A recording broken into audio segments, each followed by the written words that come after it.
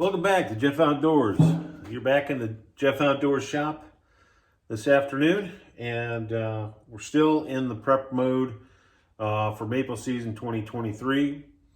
I've gotten a few things done as far as getting the wood bin put together. Back here, as you can see, it is full. It's pretty full. I can fit some more wood in there. Let me take you over here and I'll show you. This is my shop. I got a lot of stuff going on out here. Please excuse the mess. But I wanted to show you this here. So this is the wood bin. It's 4x4, and it's about 4 feet in the back, 3 feet in the front. So it is tapered a little bit. So anyways, but maple syrup season 2023, we are still awaiting some temperatures to cooperate. It is still pretty early in the winter, but this is the time of year that you start prepping for that February, March sap flow. And I tap mostly red maples and sugar maples. You can tap pretty much any maple except for maybe a Japanese maple, which I have never tapped, but that's really not in the sap category that you really want. So I have 50 taps that I do every year, and I produce about 12 gallons total, which is pretty good for the old homestead here, family, friends, anybody who wants to maybe buy some.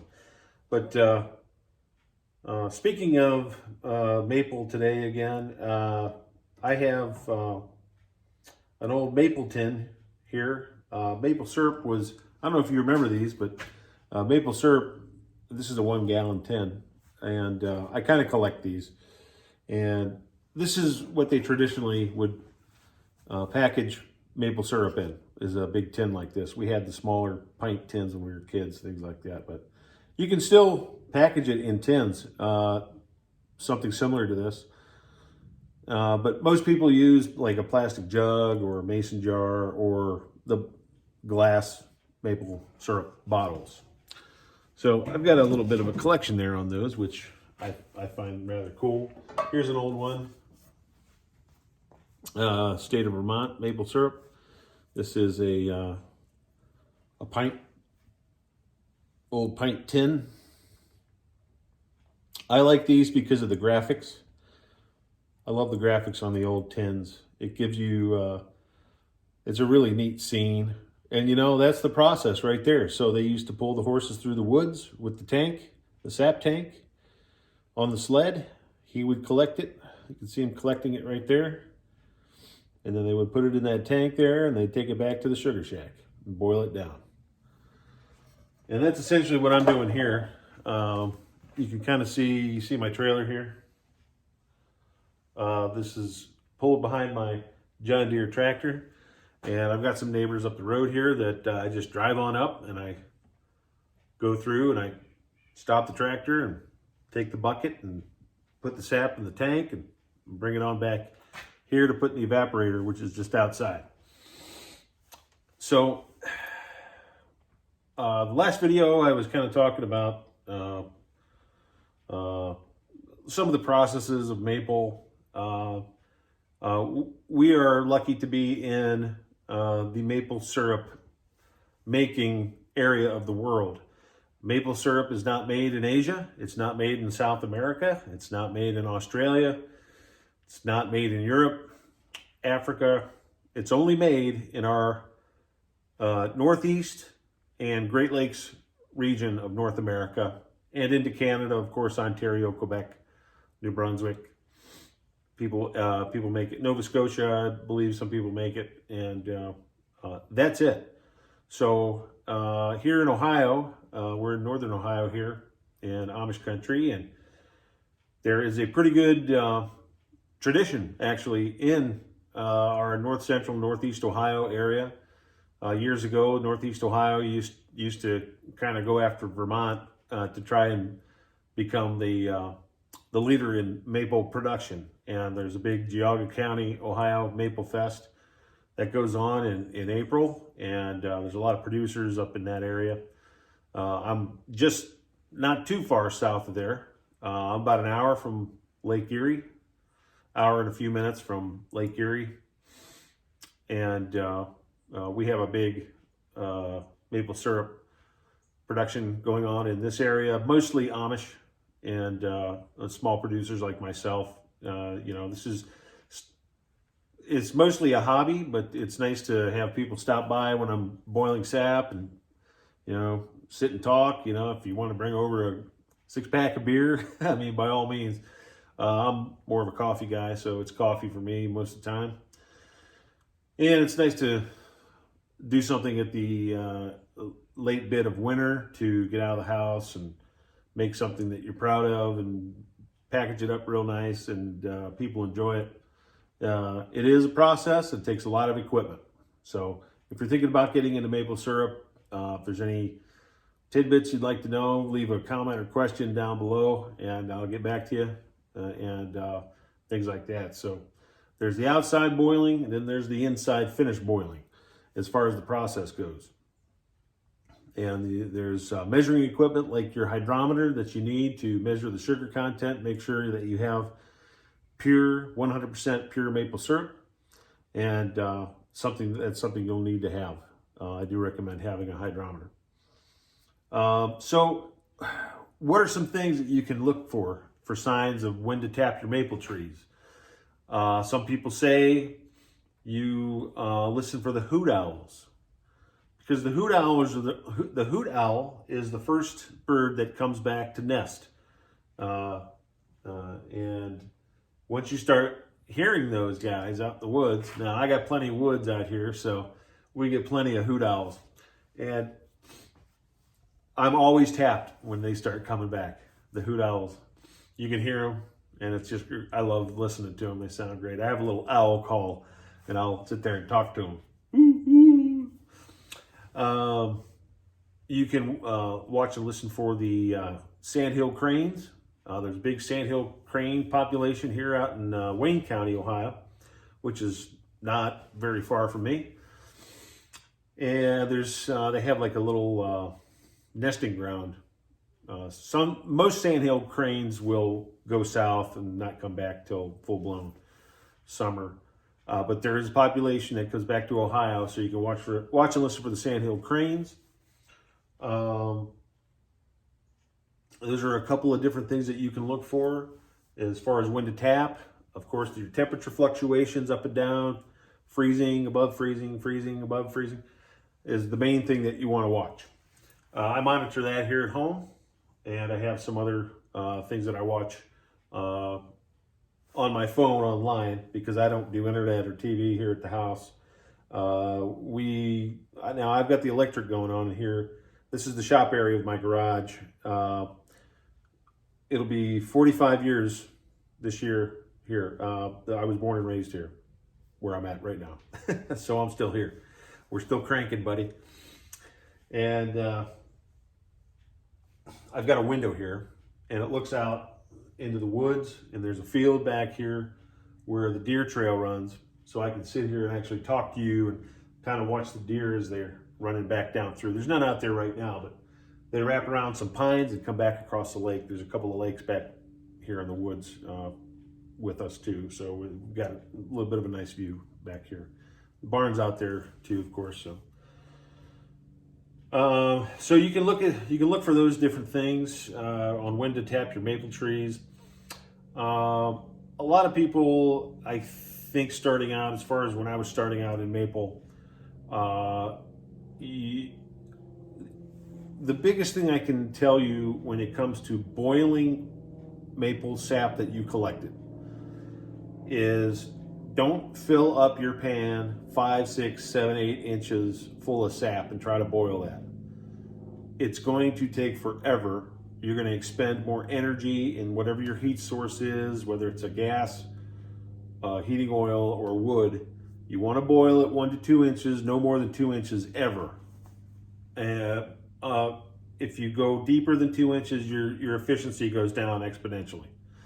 Keep your pan shallow. I boil it 1 inch. Keep your pan shallow. Keep I use wood bin. Keep it fired. Keep the heat going. You're gonna throw wood in there every few minutes. As far as that goes, that's my main suggestion. Now, once you reduce the amount of sap that you have, because you're boiling down, for me, it's 43 gallons of sap to get 1 gallon of maple syrup. And once you have everything reduced, you're going to want to put it in a big pot. And like me, I'm going to bring it into the house and finish it in the house on the gas stove. I'm going to sit there and I'm going to monitor it with the hydrometer. I'm going to check the temperature. They say syrup boils 7 degrees above the boiling point of water, which would be 219 degrees. 212 for water, 219 for maple syrup. That is a generalization. Depends on what elevation you're at. My syrup usually finishes around 220, sometimes 222. Just depends. But if you want to get it really narrowed down, you will want to go ahead and boil a pot of water on the stove. Check and see what the boiling temperature of water is. Then add 7. And then you'll need to do that every day, because the barometric pressure, every day that you're going to boil or finish, whenever you're finishing syrup, you're going to want to check that every day with the fluctuation of the barometric pressure. So, little tidbit there. My last video, I talked about buckets versus bags. Again, I use buckets. That's a fixed cost. I don't ever have to buy anything again to collect sap. I bought these buckets straight from Vermont, and they're here. They will be used continuously. I can hand these down to other people in my family if I want to. I don't have to buy bags and worry about that, stocking bags every year, and worry about squirrels getting into the bags and ripping up the bags. I don't have to worry about that. I don't want to have that problem. So I have that fixed cost. Done. I'll never have to spend more money on collecting sap. Unless the tap breaks. I use cast aluminum taps. Those really aren't going to break. Those will last pretty much forever. So you want to think about your fixed costs. Another thing to think about is your storage. Sap storage is key. You don't want your sap getting really much below or warmer than probably 40 degrees. 38, 40 degrees is what you want to do. If you can find an old, this is an old olive barrel from Greece that I got from a local guy. Actually, a friend gave me that. I didn't even pay for that. A friend had that, and he wasn't doing anything with it. He said, "Here, you want this for sap?" I cleaned it out, and that's my sap tank. It's 58-gallon sap tank. And I have some 5-gallon food grade buckets. Make sure everything that you use is food grade. Don't be using a bunch of old galvanized stuff. You don't want galvanization or any lead or anything getting into your sap. You just don't want that. So food grade only for everything. Stainless steel for your pans. These buckets are aluminum. I'm not worried about lead or anything with these. I'm just not. If I had any worry, then I wouldn't use it. So don't be using like old, tanks that have been sitting around in your barn, the rubber tanks or something like that. The sap will pick up off flavors and it will absorb. It will absorb its environment. So you don't want your sap tasting like old rubber, because it's going to come out in your syrup and it's going to be terrible. It won't be edible. So you just don't want that. So food grade, boil it 1 to 2 inches. Get fixed cost equipment. Again, my opinion. A lot of people will disagree and they'll want to go with the bags because the bags are like 10 cents a piece. Just depends on what you want to do. I like a fixed cost. I pay for it once and I'm done. Your source of heat, What are you going to use? Propane wood or natural gas maybe, or oil fired. Depends on where you are and what your access is to perhaps wood. Packaging, you know, the cost of glass versus maybe a tin quart container. Plastic jugs are pretty easy to come by. You can get most of this stuff online. If you order it online, you might have a local supplier, so check locally. Check your suppliers locally. We have quite a few here. I'm closer to an Amish supplier, and so that's where I normally go if I haven't already been up to New England and bought something from Bascom Maple up there in New Hampshire. So if you're in the New England area watching this, Bascom Maple is a fantastic place to visit, not only visit, but also buy your equipment. Beautiful place up there in the mountains, New Hampshire. So lots of things to think about. Maybe you picked up something here that you haven't thought about. Let me know any questions, and I'm glad to help out. That's pretty much it. So I'll be popping in and out as we get closer to maple season. Once that steam starts coming off the pan, we will have arrived. So thank you for liking. Hit that like button. And thanks for watching and hanging on here with me. And we'll be talking lots more about making maple syrup and all that stuff. Hopefully I can get a little bit better videos out this year. I try to be as thorough as possible. Depends on what my schedule is, timing, you know, if I feel up to it. This is not a full-time job for me doing YouTube. I do it pretty much for fun. I like to meet new people on YouTube, have conversations about meaningful things. I like to spend my time purposefully, and I beg you to do the same. You get one appointment on this earth, and use your time wisely, purposefully, meaningfully, and helpfully to others as best as you can. And that's my statement for the day. And just real quick, the reason I say these things is there are people who have had unfortunate health problems, people that have had unforeseen things happen in their life where they're not able to do certain things. If you're at a point where you live on a property and you have some maple trees out there, go out and tap them and make that maple syrup. There's people that can't do that. So take advantage of that. And do it now. Just do it. And, you know, to heck with, you know, whatever. It doesn't even have to be maple syrup. It could be whatever. If you are able to do it, you do it, because there's people who can't. Thank you for watching, and hit that like.